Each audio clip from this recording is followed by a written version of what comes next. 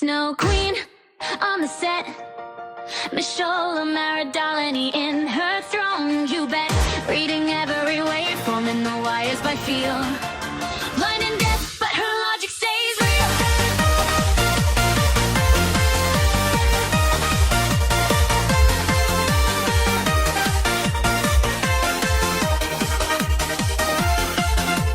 Here comes M60, screen glow on his grin. Tech teeth, tight jeans, yeah, he's logging in. Code on his mind and a thirst for the tea. Very, very gay with a flawless physique. Welcome to Tech Talk. Boot it up, don't stop. Bitch, let the hearts drop. We're live, let your jaw unlock. A shot, success. Tech Talk. Tech Talk.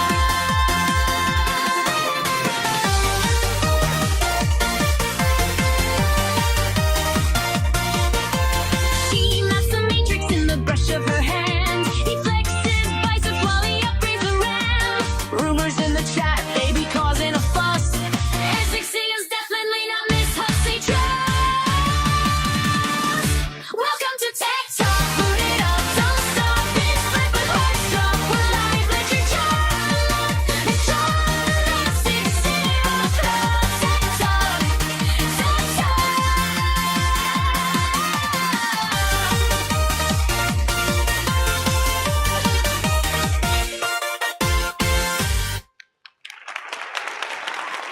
Good afternoon, good evening, everybody. Welcome to Tech Talk. It's Michelle Maradalini. I don't know when M60 is going to be here, but I'm here, and we are going to get started shortly. First of all, I wanted to get to the point about what's going on with Cyber Waffle. Unfortunately, I didn't load the video in here, so I'm going to just have to pretty much play it by ear. Let's see if I can find it. It turns out that Cyber Waffle made a mistake. But he's American. He wanted to do the U.S. audience. And the mistake that he made was that he created the channel under another email account. The same mistake was done by Adrian's Digital Basement with the same unfortunate circumstances. That is, when you do that... Okay, here we go. When you do that, YouTube thinks somebody's trying to scam you, especially if you're a long-term content creator. And so YouTube tends to throw you under the bus on your new channel, thinking you're trying to spoof another channel. So why don't I found the video. So why don't we go ahead and play a little bit of this. Snow Queen. That one. There we go. This is from Cyber Waffle. He's going to explain to you what happened and... Oh.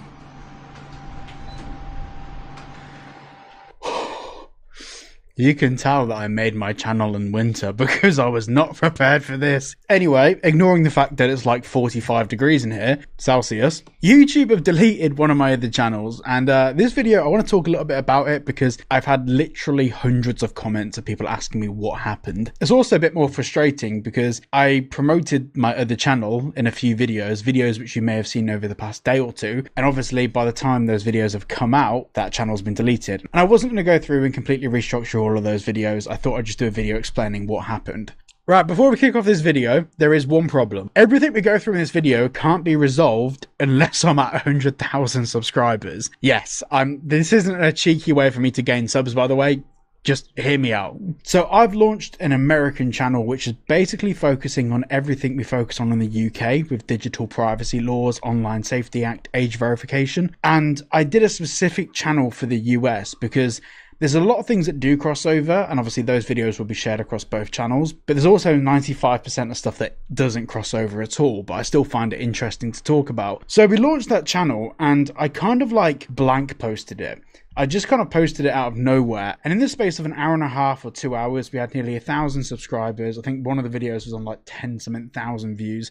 The channel basically blew up. I'm sorry, sorry guys, I've had to put the AC on. I will try and clean up the audio as much as possible, but it's just too hot, and we've got another 3 days of this. I'm going to have to record videos somehow. So within the first few hours, that channel basically blew up. It started performing really, really, really insanely well, and I went to bed. I went to bed kind of happy, because for that new channel, I've got a friend of mine who's an editor, and he's basically going to be editing all the footage for that channel and working on that channel together. So it means that I don't slow down on this channel. I wanted to make it so like it was a branch off from the channel, but nothing that would affect any of my regular content. And we had the whole thing figured out, and I'm really happy because there's actually loads of videos already that have been filmed, that are ready to be edited, etc. You get the idea. Now, what happened was I went to bed and I got woken up, thank you Google, at 5 a.m. by a notification. And the reason why it woke me up is because it caught my attention. It was the weird Gmail gong noise when it's a bad email from Google. Now, this email said that my account had been terminated, and it didn't just mean my YouTube channel.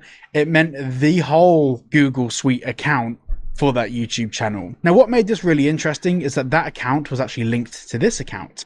Now, on this account, I haven't had to verify my age or anything, because I've had this account long enough for YouTube to build up a load of data to assume that I'm happily over the age of 18. So there's no age verification on this channel, and because I've linked it to that channel, that one doesn't need it either. However, it did ask me to sign in again and do a few capture things and prove where I am with location settings to make sure I wasn't trying to like access my account from India, for example. So I did all that stuff. No big deal. The channel came back for around about 40 minutes and then it was terminated again. This time they stated that they believed the account had been created by bots or some sort of automated system that creates and farms out content online. And that directly violates their Google policies. And this is annoying because it's something that I can't disprove. Like, how can I disprove something I don't have or didn't do? It's like a double negative. Now, fortunately, unfortunately, he's still working on trying to fix it. A lot of people, including me, suggested he reach out to YouTube or Team YouTube on X.com. Adrian's Digital Basement had a similar situation where Adrian's Digital Basement made a bigger goof, but he kind of made the same goof. Notice I said kinda. Because his email account associated with the other channel was deleted too. Go figure. So what happened with Adrian's Digital Basement was he got a second email.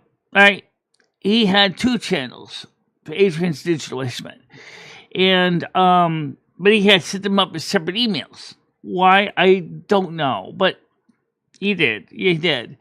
And so in doing so, immediately ran into a problem.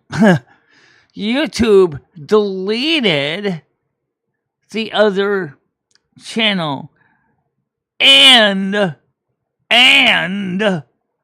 they deleted the other email associated with the other channel's email. So Adrian had a hard time reaching out to Team YouTube, explaining to them that he was the creator of Adrian's Digital Basement 3, and that was his content, and it was his channel. It was not a bot. I bring this up because YouTube sometimes has a notorious habit. They are doing things that don't always make sense. And looks like this doesn't make any sense. Like, where is everybody? That's a great question. Where is everybody? Even M60's not here. Go figure that out. Huh? Yeah. Oh, where is everybody? All right, well, everybody's not here. So let's take a look. We were up to 4 at one point. So let me see. No, it says public. Yep, that's good. Concurrent viewers, 1 people in blog. TikTok at M60. Monetization is on. And it is listed as public. Correct. So, obviously, they'll probably be in a little bit. So, anyway, so he's going to probably have the same problem. Let's get back to this. So, what he's going to have to do is, he's going to have to talk to Team YouTube on X.com. He's going to have to explain everything. give email copies show the original messages received from YouTube. And since it was also his Gmail that got deleted too, he's going to need the Gmail information as well. Okay? To fix that. And the scary thing is the fact that this is happening a lot. YouTube right now is basically taking out the refuse. If you watch my channel right now and you look at the current subscriber count, you probably got your mouth open like a Venus flytrap. Because the fact of the matter is the subscriber count is down to 10,618. What happened to 10,950? Well, unfortunately, YouTube, when they cleaned house, found a lot of fake accounts and are sweeping up the dross and the garbage. Okay? That happens to a lot of YouTubers, so it's not just... Now, I do see another associated video here about 10,000 lawsuits on the side here. So, I mean, I don't know where M60 is right now, but let's get to some of this. Because what is this 10,000 lawsuits about? This is from another channel. Let's go check this out. Yeah.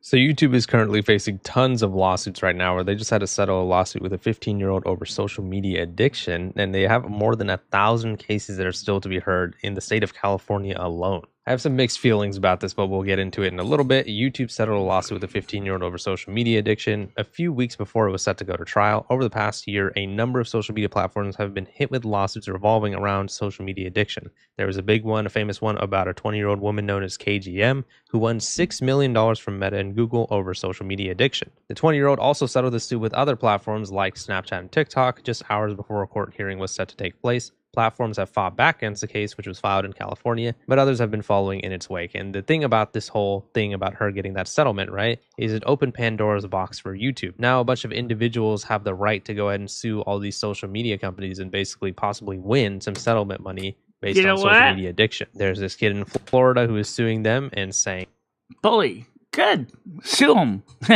Look, let's be honest, YouTube and a lot of other social media outfits have done some really, really crappy things to people in the media. Look what they're doing to Cyber Waffle.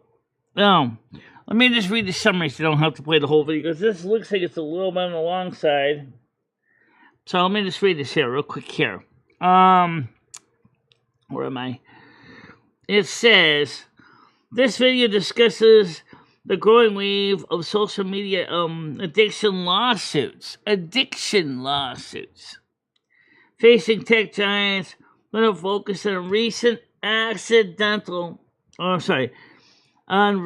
confidential settlements between YouTube and a 15-year-old Florida teen referred to as AXC.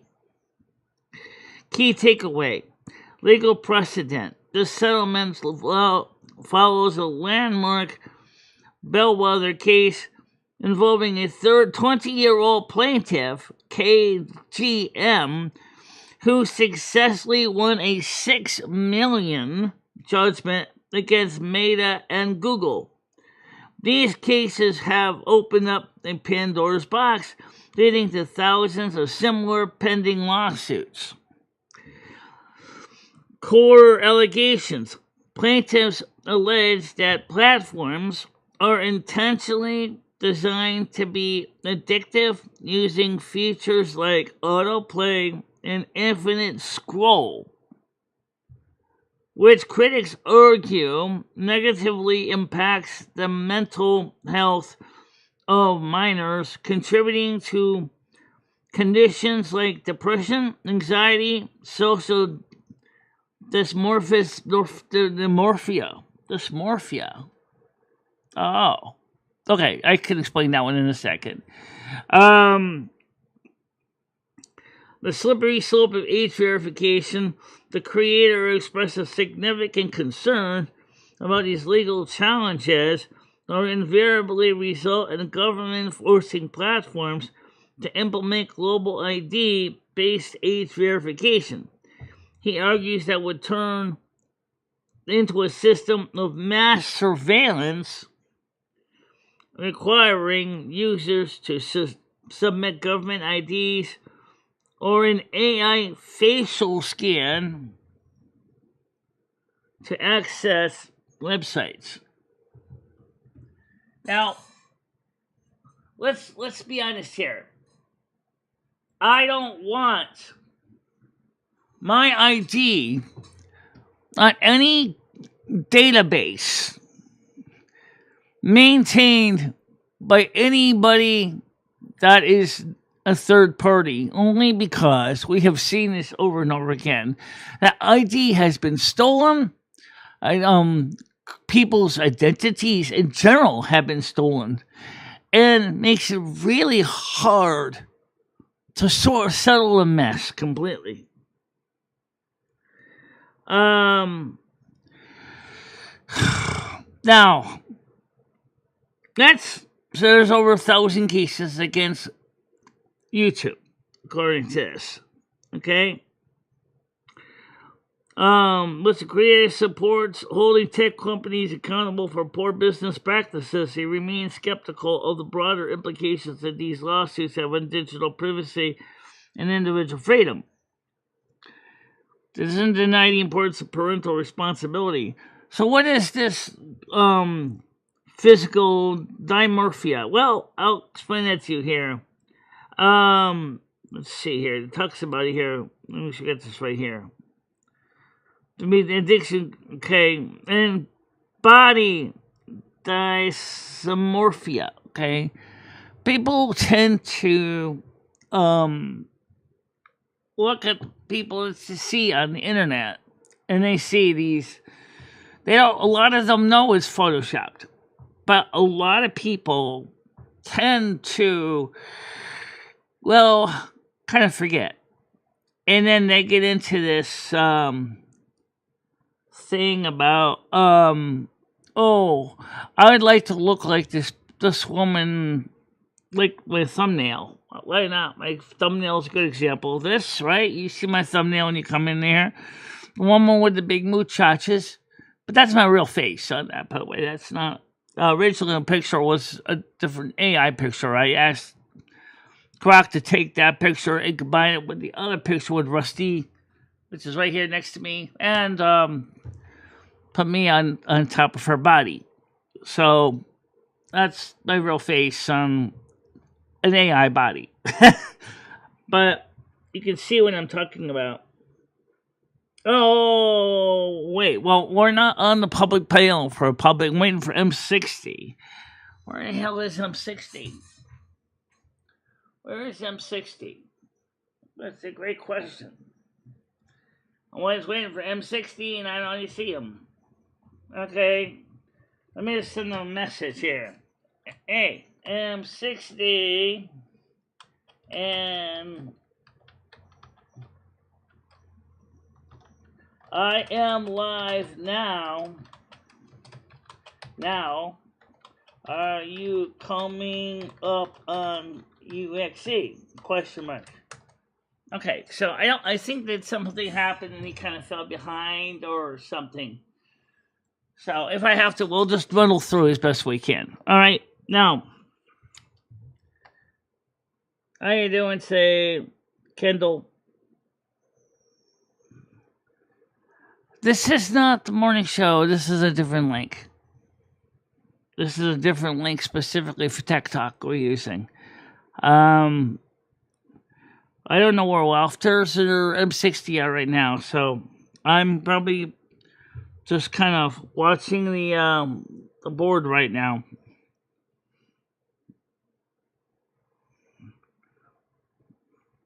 So, let's see. So, also we have some other topics to cover too. I did see this earlier. I didn't know what to make of this.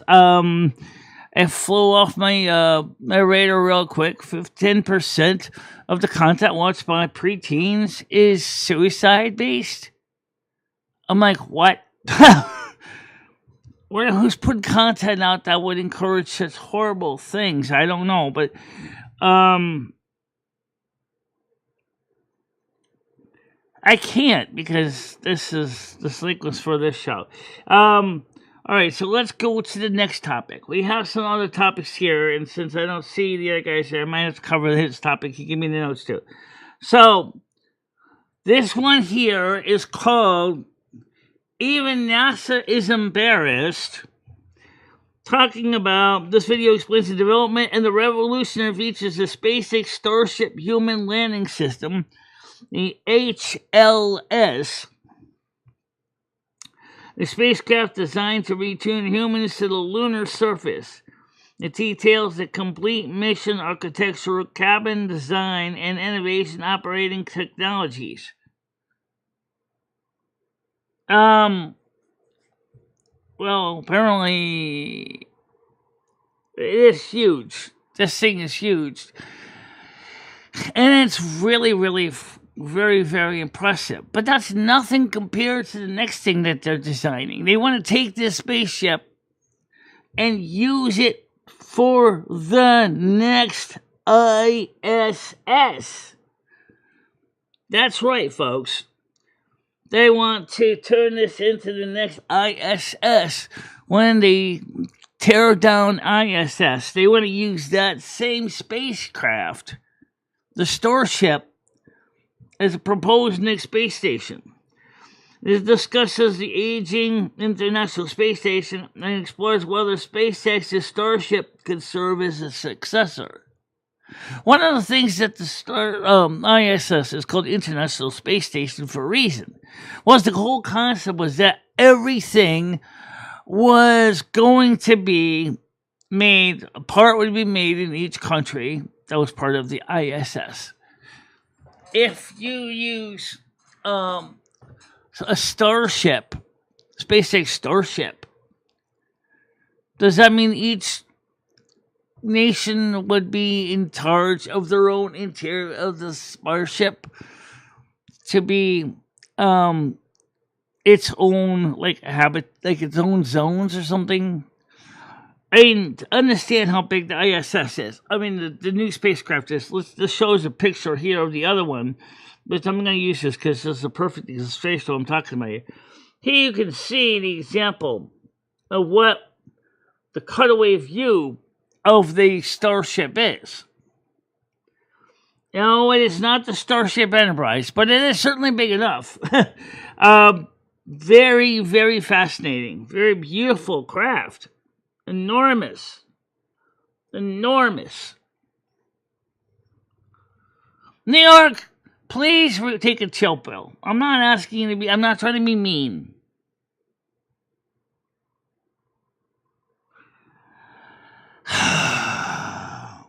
Well, I guess you might as well send me a DM on Discord and I'll send you the link since M60's not here right now.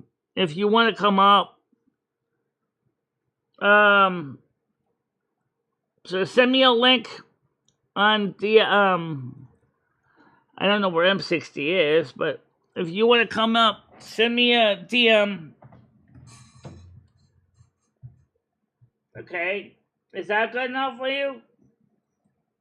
Alright. I'm looking for looking for your message.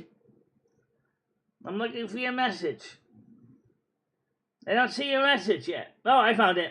Alright. There you go. Here you go. Yeah, I just sent it to you. But behave, okay? That's all I'm asking. I don't know where M60 is, so I mean, it'd be better to have someone to talk to than basically be talking on my by myself. Oh, in that case, kiss the link goodbye. Delete message. How do you delete a message after you post it? The same way you post it. Oh, okay.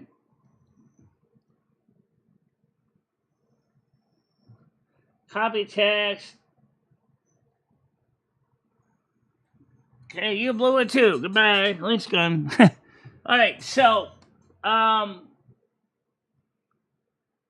yeah, it's just really weird to think about it. And you know what's even more amazing is the fact is that we do have some other pieces that M60 had given me the show notes, but unfortunately, he's not here to go over this with me. So let's look at this together. And the first one is, let's go back over here. Okay. The Grand Theft Auto 6 Physical Edition is overpriced DRM in a box. I didn't really get into this, so let me just read this real quick here. It says here, if you spend $80 US of hard-earned income on a physical edition of Grand Theft Auto 6, you'll receive a box with a code inside. The box is your standard rectangular disc holding box shape, but the game doesn't come on a disc.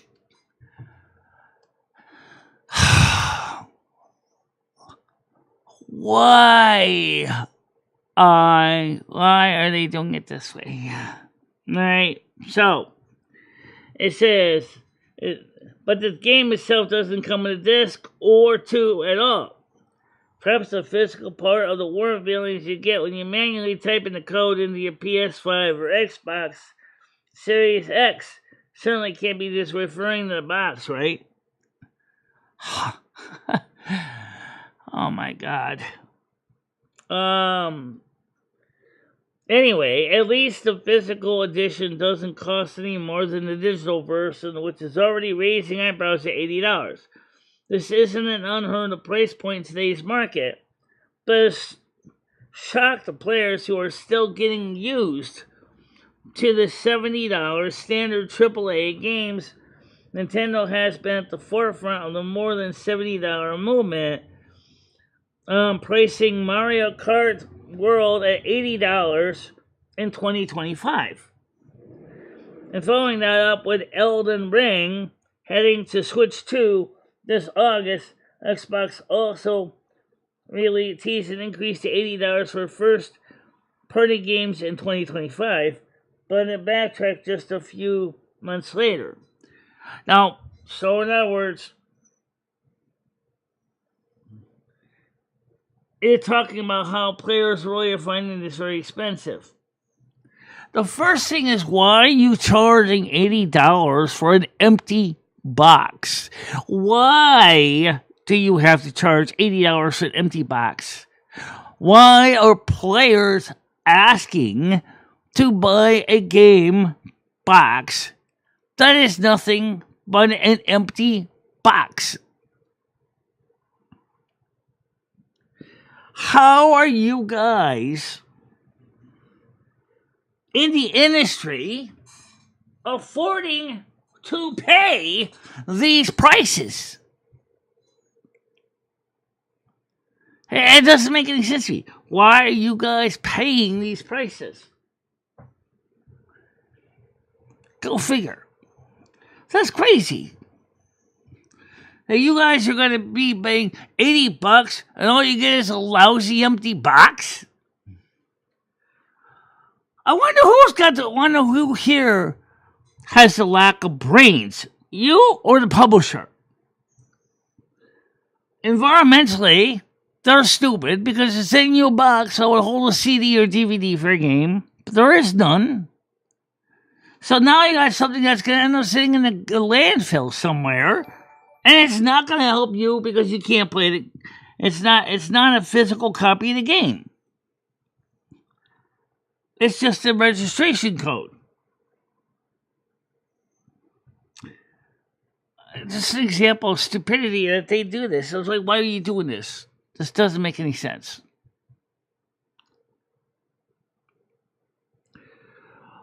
Wireless charging wastes more electricity than wired. Here's why. Oh, I can answer that. Because you're using induction to connect between the phone's coil and the charging pad coil, and there is losses associated with induction connect coupling. Duh! Here's the actual article about it. So figure this out, okay?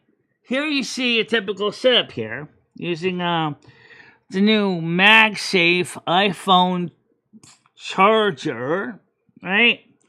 And it says wireless charging has become ubiquitous in recent years, with companies like Apple, Samsung, and Google all embracing the technology. The benefit is obvious. It's easier to plug a device in a charging pad than it is to wiggle in a USB-C cable. Let me point out one thing about that charging pad thing. That is true, but it doesn't necessarily mean the whole pad is where the coil is. There is what they call sweet spots. And those sweet spots mean that your phone has to be in a particular place on the pad. And, of course, you need to know where the charging is.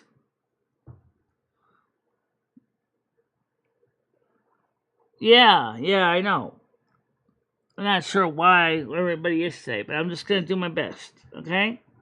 So, this is just an example. So why is it less efficient?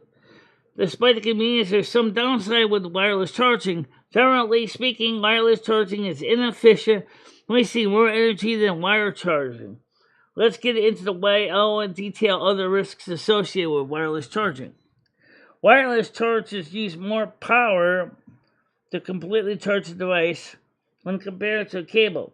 A modern smartphone is a great example of this. Charging a smartphone with a wire from 0 to 100% takes about 15 watt-hours, measuring the amount of energy needed for a device to run for an hour. The same phone will take about 21 watt-hours, or 40% more to juice up via wireless charger, according to a 2020 study by the enterprise platform 10. That number could vary based on the charger and how you use it. A 2024 test by iFixit found the energy gap between Apple's MagSafe chargers and wire chargers to be slightly better than around 36% more power used. It also shows low misalignment. It shows how misalignment on a charging pad could have the effect of a wireless charger. Absolutely. You have to understand, guys, as I said, you have inductive losses. Oh, thank you very much for the follow. Much appreciated. Thank you very much. So I appreciate it today. I really do.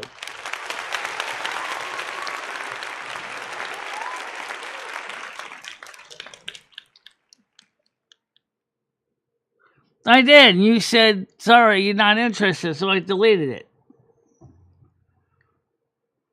I wonder what is going on today. I don't know either. I really don't know. We'll just do the best we can. Almost done anyway. Almost. So let's get to the next one. I'm trying to get this done as fast as possible because you're not the only one that's getting hurt. FCC phone ID plan could end burner phones.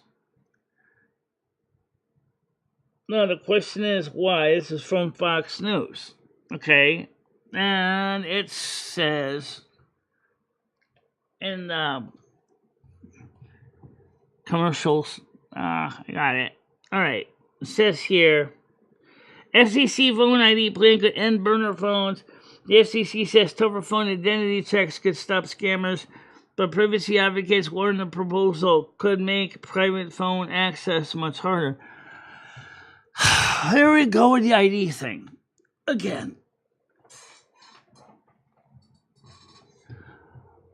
Every phone sold in the United States on a manufacturing level has an FCC ID number. Every phone also has a IEMI, International Equipment Identity Number, or IMEI. international, yeah, that's what it is, mobile equipment identity, okay? Which means every phone already has an ID. These number, the IMEI, is what defines the phone, just as your SIM chip has an ICC ID, okay? So the first question is, what are you going to use as an ID, and how is this really going to be tying in with the federal ID scam? Now, this is something that the Democrats particularly have been pushing in Congress. Federal ID.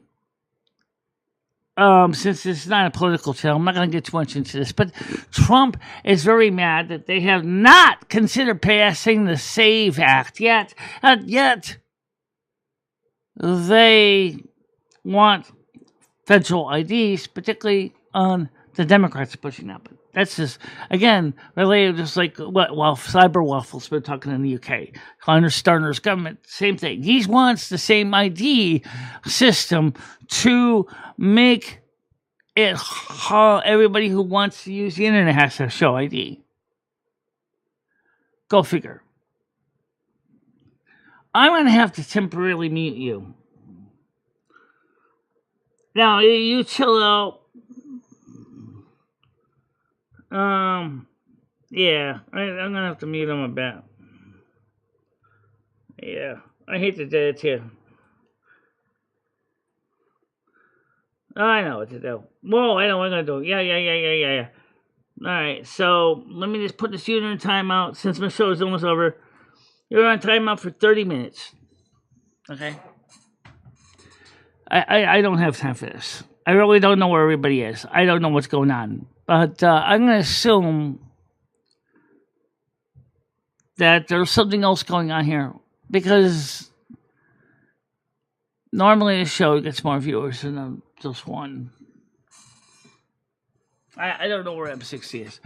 So here's what it says about this article. What kind of ID are they going to use? What are they going to tie it to?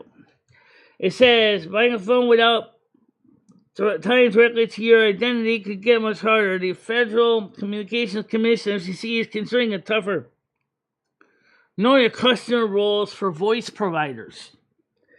The proposal would push phone companies to collect and keep more personal information before giving many new or renewing customers access to service. This could include your name, physical address, government issued identification number, and an alternative phone number. The FCC said the goal is to make life harder for scammers, robocallers, and criminals to abuse phone networks. That sounds reasonable at first. Nobody wants more fake bank calls, Medicare, scam texts, or urgent messages from crooks pretending to be family members. Yet the proposal raises a much bigger question. How much personal privacy should we be giving up to fight scam calls? Yeah, that's a great question. What would the FCC requirement require?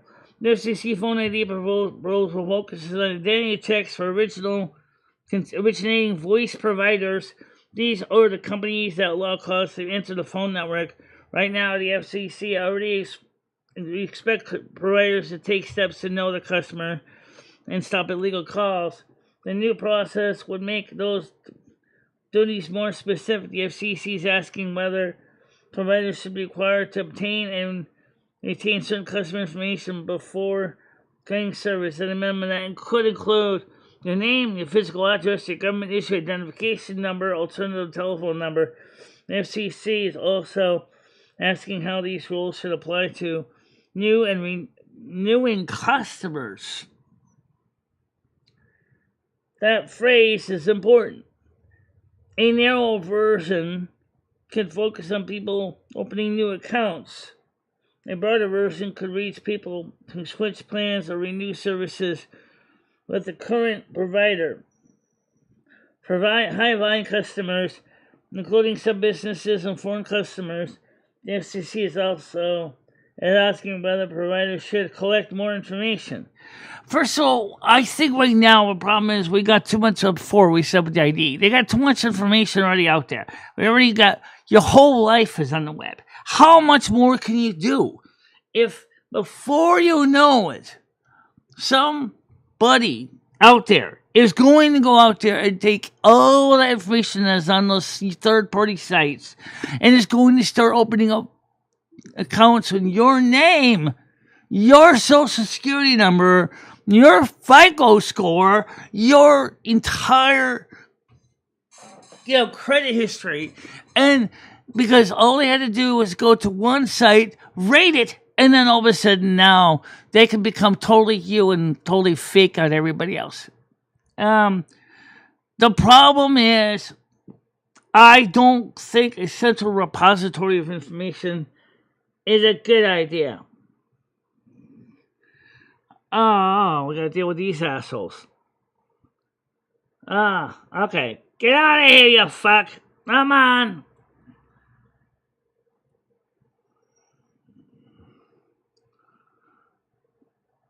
Yeah. Well, Pistol, we're just about done anyway. I don't know where M60 is. Something must have happened to him. Let's see. What else we have? Anything else to cover? Anything else to cover? Wafters isn't here either. I don't know what's going on. So, Google opens up Play Store external payments.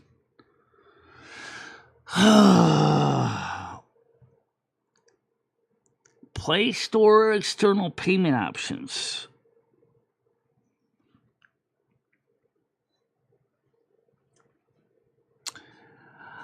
Well, I guess this is the last one. Okay, so let's just get to this one here. This is from... Okay, it says here... After years of fighting Epic, Google opens up Play Store external payments. Epic Games picked the fight with Google over a 30% cutback in 2020. That cost both companies years of court dates to settle. This fight is finally paying off for every little Android developer, not just Epic. Play Store external payments are arriving for real. This time, Google has confirmed that June 30th, the start in the US, UK, and the EU. I guess they're going to allow external third-party payment processor. According to Google's own announcement on the Android developer site, the flat 30% commission is going away, and in its place, developers will get a split fee structure. A 10% service fee applied to the first $1 million in annual revenue, no matter which payment method gets used. This includes Google Play billing, the developer's own system, or a straight link out of their website. Auto-renewing subscriptions fall under that same 10% rate too. Developers who stick with Google Play billing also pay an extra 5% billing fee on top. When is somebody gonna learn? Don't you guys understand what they're doing? They're nickel and diming you to death. That's what it is. They're nickel and diming you to death. So you think you're going to save 30% by going away from this original system? And now, as for a company, you're going to be paying 10% on your sales of at least $1 million US. And if you stick in the system, you're going to play that on top of 5%?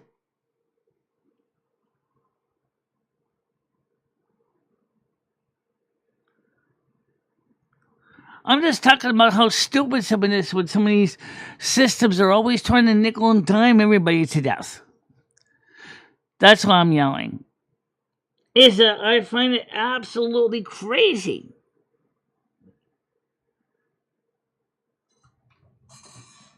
And I don't even know how anybody can even, any software company can afford to write software. Oh, I got one for you. This just came up. YouTube is suggesting ways that for our memberships that we can change our pricing. Sounds great, right?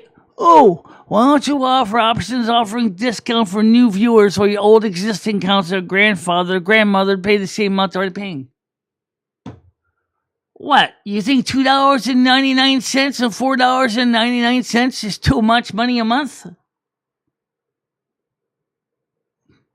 You think that my existing customers that are paying $2.99 for memberships or $4.99 memberships are going to want to be told, oh, the good news is because you're grandmothered, you're fine. You're not going to go, and I'm going to go ahead, I'm going to charge Jimmy Jr., what, $10 and $15 a month.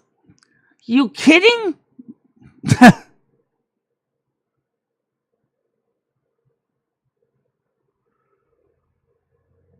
Exactly. It's all money. These people are greedier than the goblins in World of Warcraft.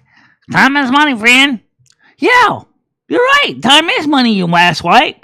But I'm not paying for your money. And I'm not paying for your time. I didn't ask you to try to tell me how I can increase the rate of my support customers. They can't afford it now. They can't afford it. You can't afford it. I can't afford it.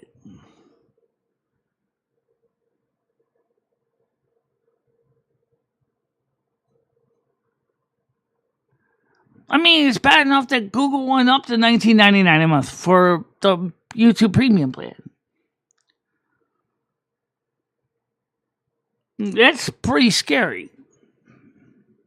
Well, unfortunately, like I said today, M60 is not here. And Wafters isn't here. So I'm just covering the show as best I can. And that was all I had to cover for news. So I just want to say to all of you guys, I'm sorry it wasn't as exciting show. It happens. I can't help that. Sometimes people, things come up, family emergencies or whatever, and they end up having to cancel out, and you can't help that. But don't forget, tomorrow night is also going to be story night again, and so tomorrow, and Bubbles, by the way, Don't act like a impatient teenager, okay? Please understand. Normally I'm here at M60 and Wafters, but he's neither here tonight, so we're just trying to do the best we can with the fact that no one's here. Not much you can do about that. I gotta get ready to use the bathroom, and I want to say thank you all for watching this very small show. But no matter what, I appreciate you being here.